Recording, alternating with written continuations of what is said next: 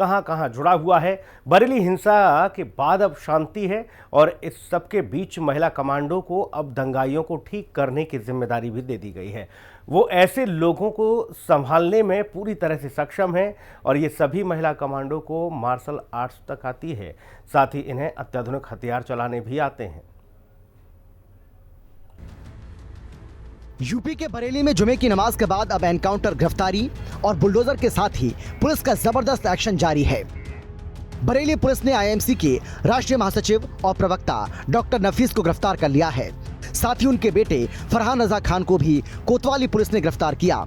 ये दोनों ही मौलाना तौकी रजा के करीबी माने जाते हैं। इसके साथ ही कुल गिरफ्तार उपद्रवियों की संख्या 81 हो गई है। पुलिस ने एनकाउंटर के बाद 2 उपद्रवियों को गिरफ्तार किया। दोनों के पैर में गोली लगी है। ये सहारनपुर के रहने वाले हैं।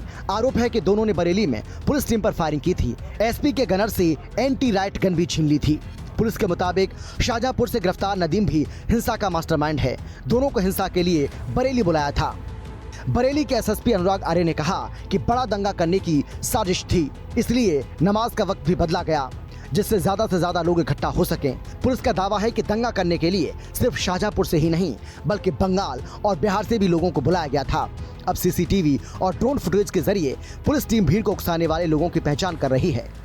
इसमें 2 तरह के बेसिकली अभियुक्त हैं जिन पर हम लोग काम कर रहे हैं। एक ऐसे लोग जो पर्दे के पीछे रह के इस साजिश को अंजाम देने में लगे हुए थे और जिनके द्वारा ये साजिश रची जा रही थी, और ऐसे लोग जो मौके पे आके जिनके द्वारा पुलिस के साथ, प्रशासन के साथ नियम कानून को तोड़ा गया, पथराव किया गया।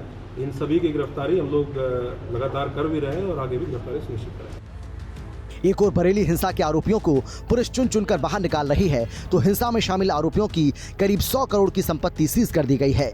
प्रशासन अब इस एंगल से भी जांच कर रहा है कि तौकीर रजा और उसके करीबियों को कहीं विदेश से फंडिंग तो नहीं हो रही। उत्तर प्रदेश के बरेली में अब दंगाइयों की खैर नहीं है और ऐसा इसलिए कहा जा रहा है क्योंकि प्रशासन ने विजयादशमी के मौके पर माहौल खराब करने वालों को ठीक करने के लिए जिम्मेदारी अब महिला कमांडो को दी है। ये महिला कमांडो कोई साधारण कमांडो नहीं है। ये विशेष ट्रेनिंग ले चुकी हैं और इन्हें अच्छे से पता है कि आखिर दंगाइयों से कैसे निपटा जाता है। आपको बता दें कि सीएम योगी ने इस यूनिट को पिछले महीने ही लॉन्च किया है। बरेली में जिन महिला कमांडो को अब दंगाइयों को ठीक करने की जिम्मेदारी दी गई है, वो ऐसे लोगों को संभालने में पूरी तरह से सक्षम हैं। इन सभी महिला कमांडो को मार्शल आर्ट आती है, साथ ही साथ इन्हें अत्याधुनिक हथियार चलाना भी आता है। यूपी के बरेली में जिन महिला कमांडो को उतारा गया, वो प्रदेश की पहली ऐसी महिला कमांडो यूनिट है। आपको बता दें कि कुछ दिनों पहले बरेली में जुमे की नमाज के बाद आई लव मोहम्मद के बैनर और नारों को लेकर माहौल तनावपूर्ण हो गया था।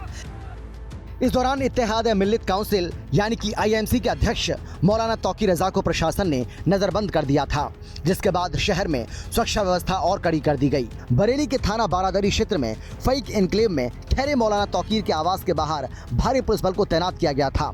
इस दौरान मौलाना ने आरोप लगाया कि जैसे वो नमाज के लिए निकलने वाले थे, प्रशासन को उनकी लोकेशन का पता चल गया।